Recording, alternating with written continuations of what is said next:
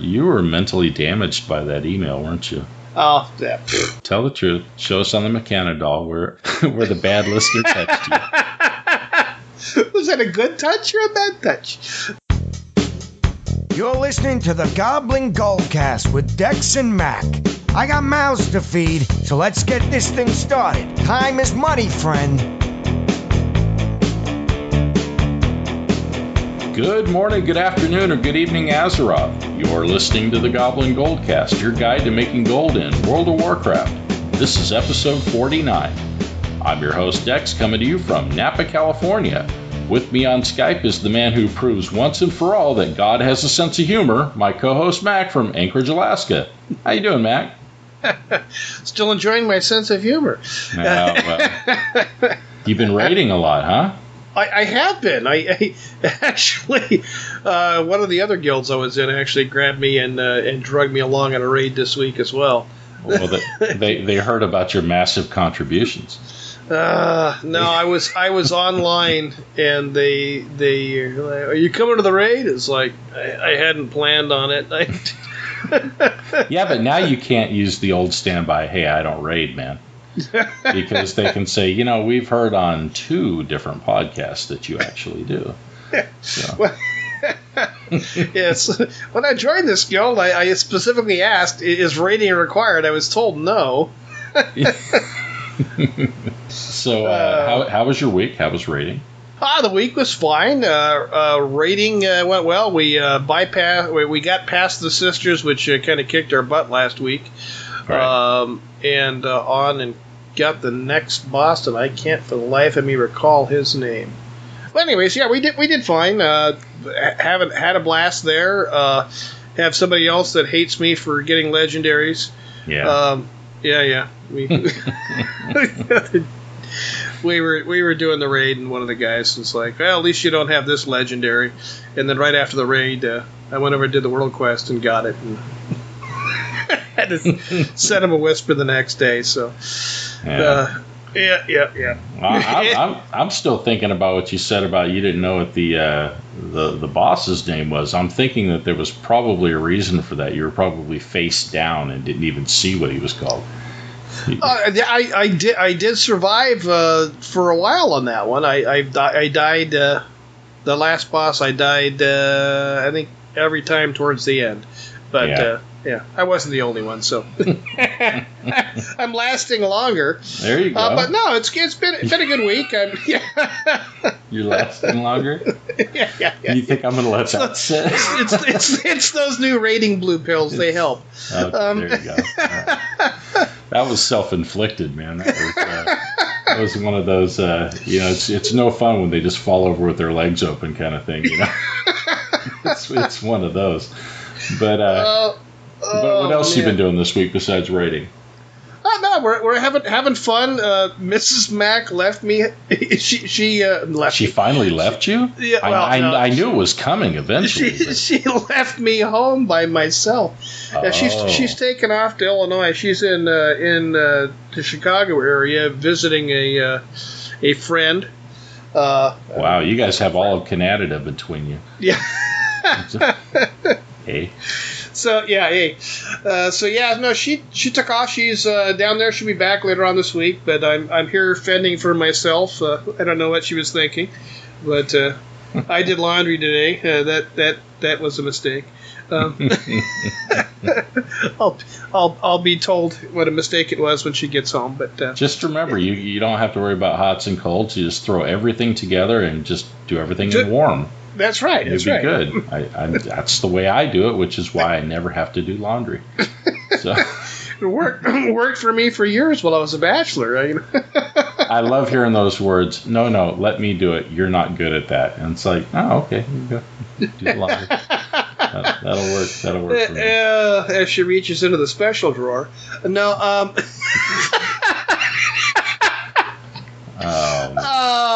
I didn't mean to go there, but I did. So how was your week? Let's just go there. Oh, my God. Well, this week I actually finally got around to making that new Alliance Hunter tune. And so I made a new level 1.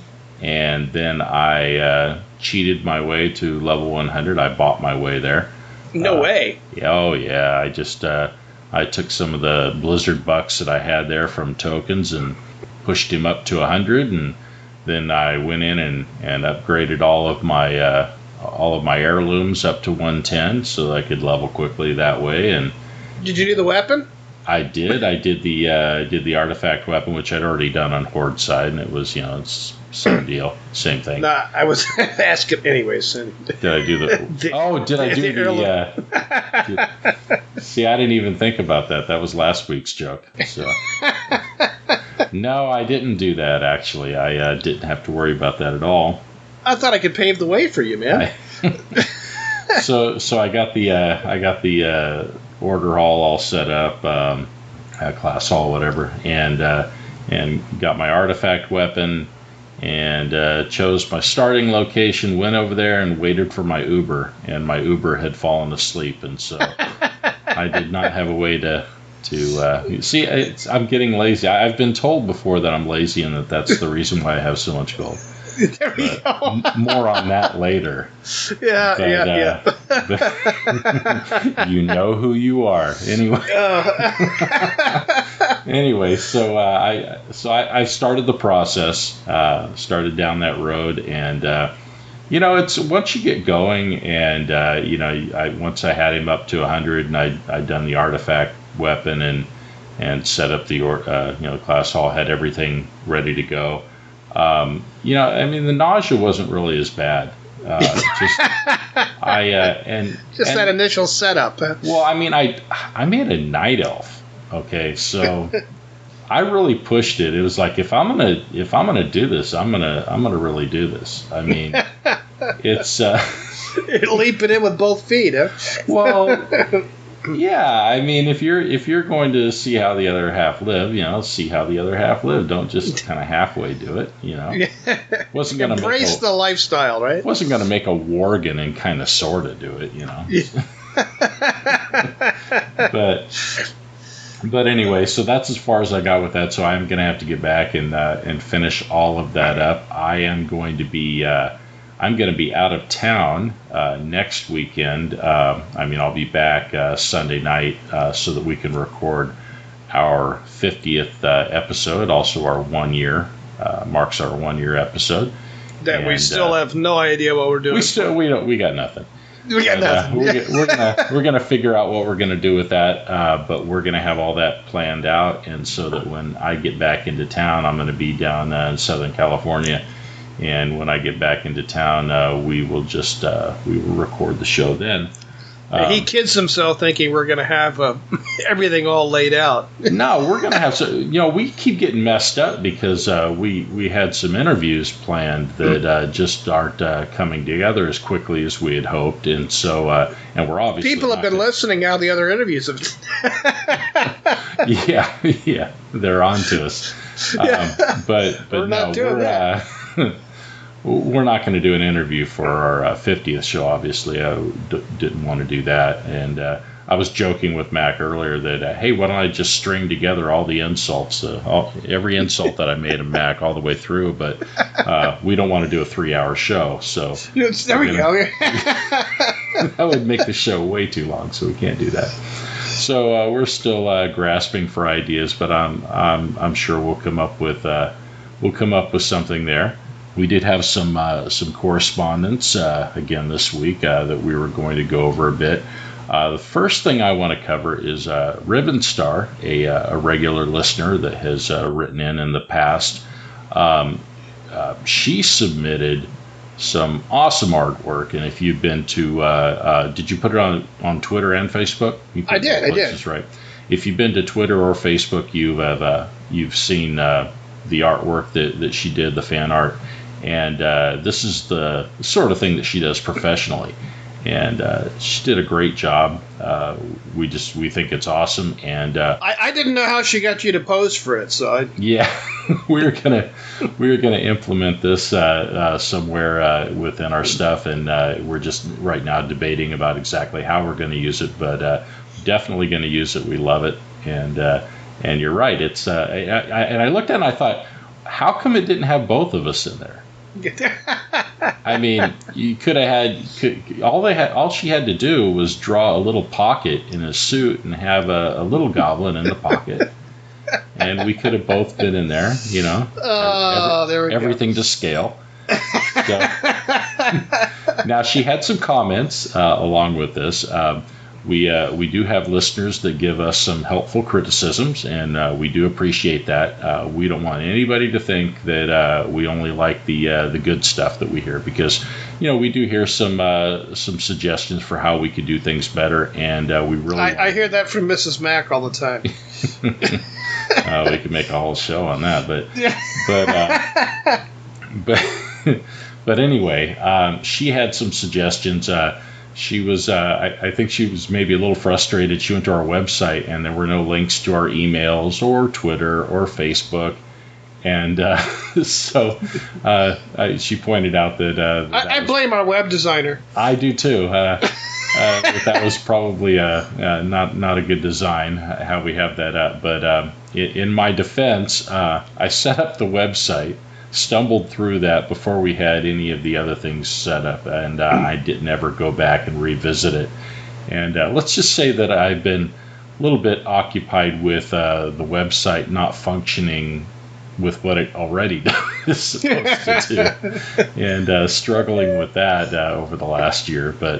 But anyway, again, Revenstar, thank you very much. I did send you an email responding, but I wanted to say it on the show as well, that we really appreciate you. The artwork's awesome. Go check it out on Twitter or Facebook, and you can kind of get a peek at what it looks like, and we will let you guys know in the future just where else you will see it.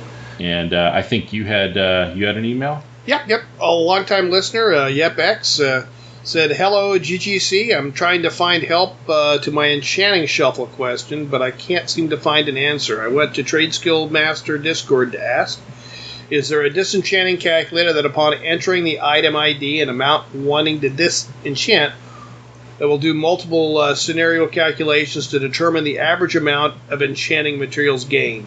A TCM mod responded with, TCM already does that with the destroy price source. My clarification of the mod is that doesn't really answer my question. Yes, TCM does provide a basic tooltip on the disenchanting value, but what I'm looking for is a calculator that takes into hundreds, if not thousands, of items you want to disenchant, provided the item ID is all the same, then runs calculations to determine the average amount of materials gained and lists them, such as 750 strange dust, 250 vision dust, 600 glitter shards, etc. Then with that information I can properly determine if pursuing a shuffle for said item is worth it. I didn't receive a reply after that, so Goblin Goldcast, perhaps you know such a tool or can point me in the direction of something similar. YepX. Yeah, well, I have to say I agree that something like that would be very useful. And my feeling is that I don't think it exists yet in the implementation that you're in the way that you're looking for it. I don't think that's out there yet. I haven't heard of anything, and I think that's why the moderator had a hard time, coming up with something. I don't think it's there. Have you heard of anything like that at all? I've heard of nothing. The only person that might come close with the spreadsheets and things like that is Lazy Goldmaker. Yeah, there might be a way that you can set things up to make it do that with no small amount of work. I don't know, but as far as just set up to automatically do it, I don't think there is anything right now. Well, we have another email that may or may not be from the person that we just read an email from. You don't want to out anybody yet. I don't know. I mentioned before with Revenstar's comments about the website and how we could fix it, and her constructive criticism. We've got another letter that's just plain hurtful, and my feelings are so hurt I can hardly read it. I'm just kidding. Anyway, we have a listener that had some comments on our wish list. Let's just say that he didn't he didn't really agree 100% with us, and that's okay.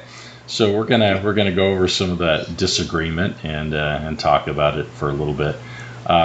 The first thing that he wanted to talk about was cageable mounts. He said that he understands where we're coming from, but he disagrees with that being a feature. And he says, a lot of these things being count bound, and they're prestige and kind of harder to drop mounts. They've kind of diminished, and introducing cageable mounts would completely destroy that whole rarity situation. And he says the argument for the wish list item is the cageable pet system, but he doesn't feel that that's really comparable because the reason why the cageable pet system works is that pets are far harder to see unless you look directly at them, at the pets, unless it's a very unique TCG pet. They don't affect your presence or what have you.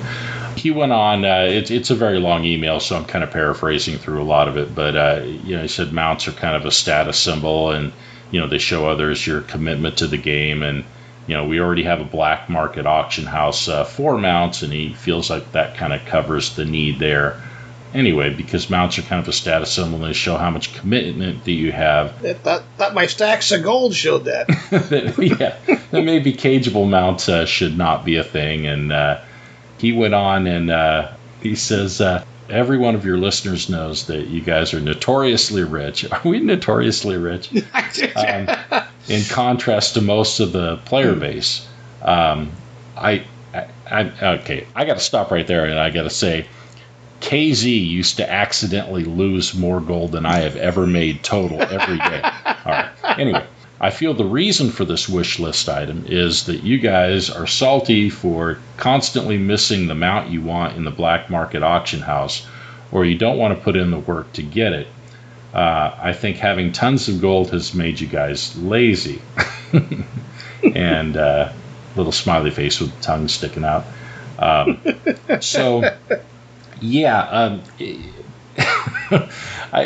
don't really equate having a lot of gold with being lazy, because if you're lazy, you're really not going to have a lot of gold. It's really, maybe I'm misunderstanding what he's saying, but you can lazily make gold after you've done all of the steps to set it up, and it takes a lot of work to set that up and a lot of commitment. But anyways, well, here's the thing. I think one of the biggest misunderstandings on this was maybe the whole reason for having this on the wish list. The main reason for having it on the wish list wasn't so that I could get that raid mount that I can't get any other way. The reason for having it on the wish list was so that mount that keeps dropping for me, that other people are having a hard time getting, I can cage that, sell it, and make gold. So it was actually to make gold, not to spend gold, although as far as the main focus. But I like being able to take that either direction. I'd like to be able to spend my gold on getting mounts, absolutely. And I pointed that out. But I see the main value in that as being able to have another revenue source. Also, in comparison, I think it's very comparable to the battle pets for a lot of reasons. You have TCG battle pets, you have TCG mounts in the game. You have a lot of things you have a lot of pets, battle pets that are not cageable. For instance, you were just talking about Grunty, right? And there are other ones from BlizzCon and different ones from special events and so forth that are not cageable. I would fully expect if cageable mounts happened, that there would be some mounts that would absolutely not be cageable. And to clarify for our listener that wrote in on this, the mounts that require a lot of hard work to get and a lot of achievement and a lot of accomplishment, I don't think should be cageable. And maybe I should have pointed that out in the other show. But I do think that the mounts that have a 1% drop rate, that you just happen to get lucky and it drops for you, that being able to cage that and sell that makes sense. So I hope that answers it. I have a feeling you probably still disagree with this, but that's okay. We've been disagreeing with before. We have been. Both of our wives when we were in Vegas. Yeah. You're not going out tonight. Yes, we are. If you think I summarized his first paragraph and really paraphrased there, I'm really going to paraphrase on the next paragraph, and that's that Mac is completely wrong about the whole recipe drop thing. He doesn't deserve any of that. And that's my paraphrasing on that. He basically thinks that he likes the idea, I think, of the recipe drops being in raids and dungeons and so forth, and harder to get in that way. And that's going to be an agree to disagree kind of thing, because as I pointed out in the other show, I feel like a sandboxy game like this, that everybody has their focus, their thing that they want to focus on, being forced into an area of the game that you don't like to get something that you do like. If it's going to be gated like that, maybe make it sellable or whatever. I don't know. Right. I mean, I could say that I think that getting into a raid should be gated by paying a $5 million entrance fee. It's that would be fair to some people, but it certainly wouldn't be fair to most. I think it could anyway. He put a lot of work into a lot of points. He basically he did go point by point on everything we talked about in our last show and let us know that we were wrong about everything. But I will. I'm kidding. He wasn't that negative. But anyway, he did have some ideas of what he would put on his wish list. And he had like a cosmetic change to the toy box. When you're browsing your toy tab, a toy chest is summoned in front of your character, and it's like you're bent over, kind of hanging in it with one leg in the air, kind of digging things out of it. I thought that was pretty funny and pretty cool. That I could see that, and kind of hard to argue against a cosmetic change like that doesn't hurt anybody, and so definitely cool idea on that. Ability to mass disenchant items. I could see that, but I could make an argument on that one that he thinks that you should have the ability to, I guess, if you're an enchanter, to you got bags full of stuff that you can just disenchant everything. The problem that I see with that is they're going to worry. They're going to worry that they're going to get a lot of tickets submitted of people that accidentally disenchanted things, because that's really not idiot proof. They try to make these things idiot proof, so I can see where Matt gets involved. Yeah, they will probably never do that. I think the best you could hope for on that is them opening up the ability to do that with an add-on, maybe. And even with that, they're going to get tickets submitted on it. So I don't know. I thought it was a good idea. He had a bunch of other ideas, and some of them I agreed with, some I didn't. I want to mention one that I absolutely 100% agree with, and that was the ability to summon an AQ mount outside of the AQ raid. Yeah. Amen. It's about time. That needs to happen. I mean, this is an old raid, and you've got these cool bug mounts, especially the red one, which is faster because it's red. It gets pulled over more often. It does. Yeah. So no, that's the lore tag on it. It says it's faster because it's red. It actually says that. That's what, so anybody has it knows. But I collected those, and it's nice to have the numbers. But I have only mounted on them one time. And that's when I initially went into the raid and got them. So anyway, he had like I said, a lot of ideas. Some of which like I said, I don't completely agree with, but I thought he had some nice ones like the AQ mount, and definitely keep the ideas flowing in and the opinions. Hey, I am never going to censor somebody else's opinion. We want to hear about it when we screw up, especially if the person screws up is Mac. You want to hear about that right away. And I usually do. If it's Mac that screwed up, go into great detail. A funny thing is he had a major screw up in last week's episode, and I was able to fix it in editing so that he didn't have to explain it. And that would have been funny. You have to trust me on this. It was a funny one. I confused games for a minute. You confused him in a big way, yeah.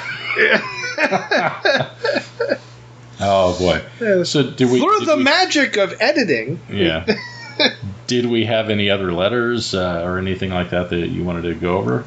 Just a note from Mrs. Mack. Go to bed. I've got work in the morning. No, I'm no other letters. Yeah, we're recording a little later in the evening than we normally do, and so yeah. So what we decided to do, since we still didn't have our interview on here, we've got some information that's popped onto the PTR about 7.3 patch, and we wanted to talk about that a little bit and our opinions on what that's going to mean for gold making. Looks like there's some good gold making opportunities there. Those Nami snacks, like I talked about last time, or Nomi, or however you want to pronounce his name, making gold. People are still making gold with them. Cool. And everything is kind of centered around the new Zone Argus that's coming in 7.3, and the understanding is that there won't be any flying in Argus. I guess initially or permanently. I don't know. Do you know? I just heard. I read something that said that people were talking about the Goblin gliders going up in price again because there won't be any flying in the new zone. So we'll see. I wonder if they will make it like what was the zone in Pandaria, the island zone that they put out in Timeless Isle. Yeah, Timeless Isle. You can't fly in Timeless Isle. You still can't, yeah. Yeah, you still can't. So they never remove that. So I have a feeling it might be like Timeless Isle, and it'll just be left as a no-fly zone. And if they do, some of the things in there will be harder to get permanently, which as you know will make them more valuable and create some opportunities there, I think. There we go. Going down the list, first thing I've got on here is there are going to be 3 new battle pets, and there's the model D1-BB-L3R. Now remember that there'll be a test later. And the second one is the Ghost Shark, and then the third one is Naxi, and I believe Naxi is going to be connected with the All Hallows Eve event, I believe. So I don't know what the deal is going to be on these, if they're all going to be cageable, or how rare they're going to be, limited time, or what have you. I don't really have the information on that yet. But remember, when something like that gets introduced, a battle pet or something like that, if it's going to be in a limited availability, something you might want to jump on and grab before it's unavailable. I saw a squirrel. You mentioned All Hallows Eve. Yeah. Last year, if you listened to our show or were listening to our show then and got some of those coins of many faces, like we mentioned last year, they are now going. I've seen them between 10 to 30K on certain realms. So the price is back up on those. If you collected them last year, some time between now and in October to make some gold with those. I think I still got about 3 of them to sell. I think I've got several still I've got to sell. Yep. Yeah. So I'll have to put them up for sale because I hadn't looked at those in a while. Sorry, I saw a squirrel. And another thing is new material. It's kind of the new Blood of Sargeras. It's primal Sargeranite or something like that. I'm probably messing up the pronunciation, but that's going to be the new Blood of Sargeras, basically. And I think all the rules of Blood of Sargeras will apply to it, so it's going to be bind on pickup, I'm sure. And I believe it is that way now on the PTR, and I'm sure it'll remain that way. We have a lot of new stuff. There's a new herb. It's called Astral Glory, and Sounds like this is going to be kind of the new Starlight Rose, only in Argus. It's going to be a very high value herb, and nice thing about it is nobody's going to be flying around and collecting that up.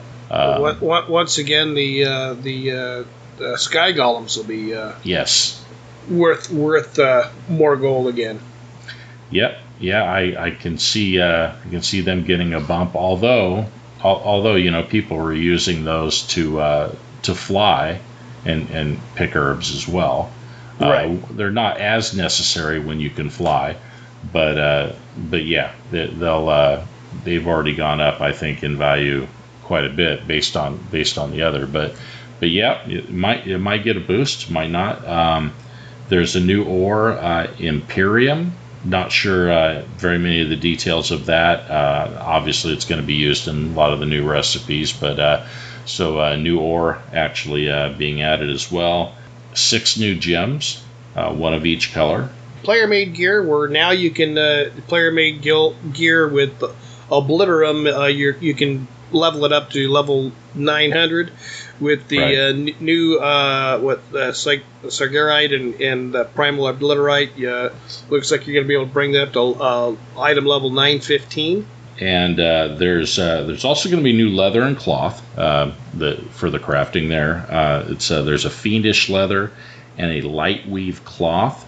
I'm hoping that there's going to be a new bag, but so far nothing. But I have a feeling that that's going to be coming later in the PTR. There'll probably be a new bag to bump up higher than hex weave on a craftable bag. But we'll just have to wait and see on that.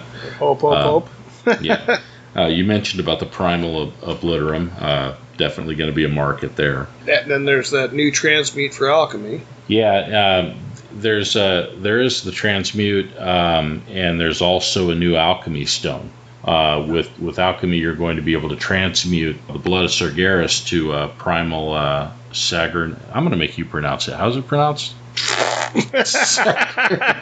Sagaranite. I'll say it a few different ways. That way I can dub it in later and make it sound like I knew all along, right? And there's a new alchemist. Bob Saget, right? Yeah. So alchemists will have a new alchemy stone. I'm not so sure that. There are trinkets that are going to be of higher item level, and I'm sure it wouldn't be an upgrade for you, Mac. It's 800 and something eye level, so it's not even 900 eye level. But what I'm looking at that about is for alchemists, there may be a new source for Obliterum. The new stone might be a nice one to obliterate. We'll have to see. There we go. So always got to look at the angles, right? But so blacksmiths are going to have a fell slate anchor, and this is kind of neat. It's an item that attaches to your boots, and it allows you to fall in the water. So, let's go swimming. Here, hold this. Yeah. Be careful not to get the bends, right?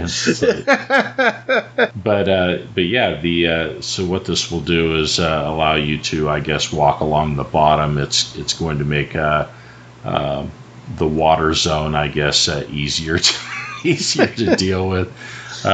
Water zones can be kind of annoying. Sometimes you spend half your breath swimming down. This just yeah, this will take you straight down, It's like, do you have to? I wonder if you have to unequip them to be able to swim back up to the surface. Basement level. Here we go. Yeah. But yeah, blacksmithing's also going to have a new catch-up mechanic, which is overdue, and so that'll help people to get up to where they need to be. A lot of the other professions have nice catch-up mechanics, but blacksmithing I don't really think had much of anything. And so engineering has gravitational reduction slippers, and this works like an enchant, just like the fell slate anchor for the blacksmith. And what this will do is it'll allow you to jump farther, which is kind of nice. But on the downside, you take more fall damage. So As usual, with engineering, we can never have nice things. It's like there's always got to be something that might blow you up or make you fall to your death or. Yeah, there's got to be some way to die, or it's not an engineering item. Couldn't have the safety parachute or airbag involved. Yeah, I love the old wormhole generators that sometimes put you up in the middle of the air and then you're falling to your death. You actually you come out falling to your death and you have to quickly do something about that. But speaking of wormhole generators, there's a new one of those for Argus, and so that'll be nice. Anybody that's picked engineering because they like to be able to teleport everywhere, they're going to have that. Jewel crafting will, of course, get new gem cuts, and so all you jewel crafters out there, there's going to be an opportunity to make a lot of gold in the very beginning on that. As you know, that's kind of a get in early kind of thing. Be one of the first to get those recipes and produce those gems that are upgrades. And also don't get caught with your pants down on the old ones, the ones that are being replaced. You don't want to be stuck with a large inventory of something that you're going to have to sell for less. Right. So keep that in mind. Let us know what you think about tailoring. If you think that there's going to be a new bag, I mean, I'm really kind of bullish on that. I think it's going to happen. I want it to happen because whenever a new bag comes out, there's always a gold making opportunity associated with it, and so that's me with tailoring. I like to jump in early on. Yeah, as long as there's not a huge time sink, I'm all for it. As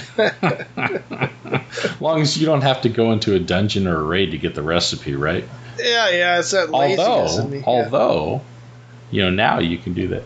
Well, before, up until recently, I just was never on at a time where I could raid. That happened in this game. It happened in the other games we played before.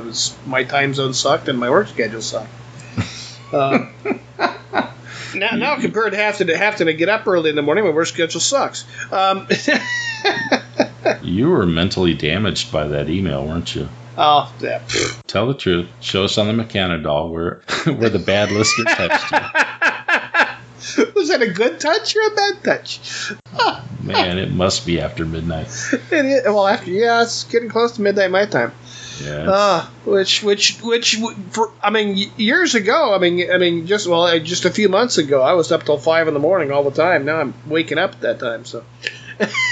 Yeah, well, and some of it is, when you start to get old, that really kind of sneaks up on you, and before you know it,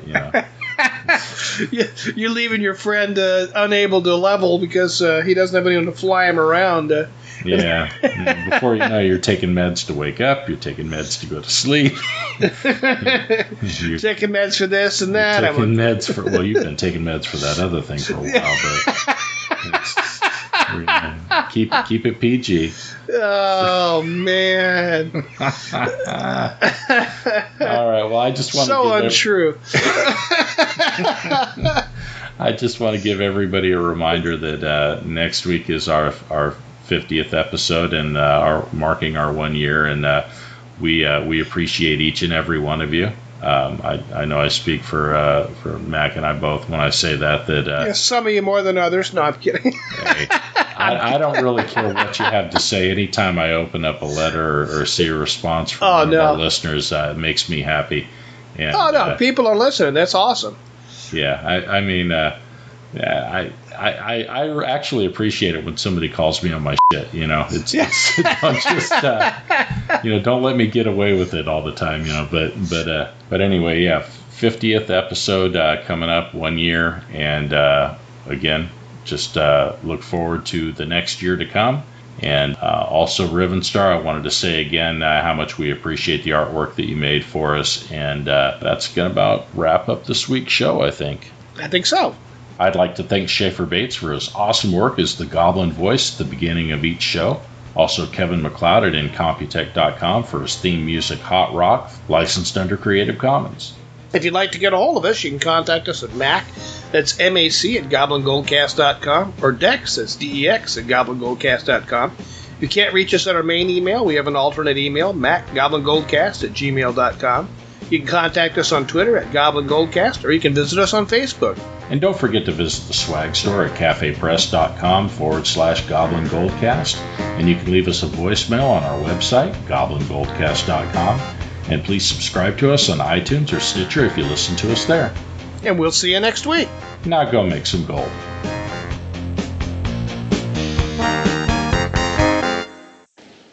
Oh, thank God he is still warm. Oh, good.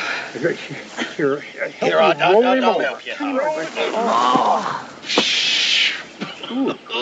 Canine cologne. Oh, no more Yankee, my wanky. The donga need food. Hell, he's 3 sheets to the wind. He's drunk as a skunk. Oh, why don't you shut up, Fred? Shut up.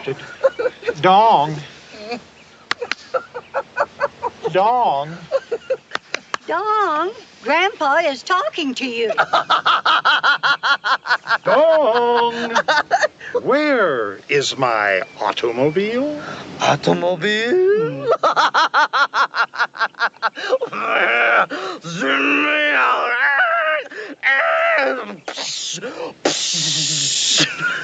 Leg. Big leg. Why, you little scuzzbag. Whoa!